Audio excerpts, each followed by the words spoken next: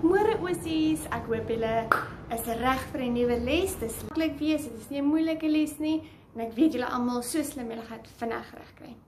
Vandag gaan juffrou vir julle verduidelik oor lidwoorde. Nou lidwoorde is baie maklik want ons kry net 2 lidwoorde.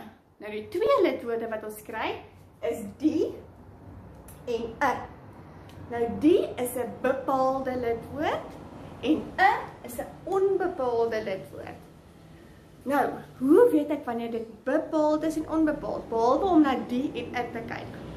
Die is as jy na iets spesifiek verwys. So hy's bepaald. Dus jy bepaal jou by een onderwerp. Soos byvoorbeeld ek sê vir jou die plant. Dan weet jy ek verwys na hierdie plant, net hierdie een plant.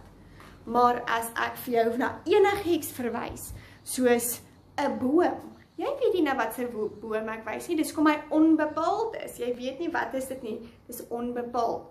So dit kan enige boom wees. So dit is hoe dit maklik is om dit te kan onderskei. So dit is bepaalde lidwoord is dan die en onbepaalde lidwoord is 'n. So is baie maklik as juffrou vir jou vra, noem vir my die lidwoorde, dan is dit so maklik want ons het 2 antwoorde, die en 'n. So maklik soos dit.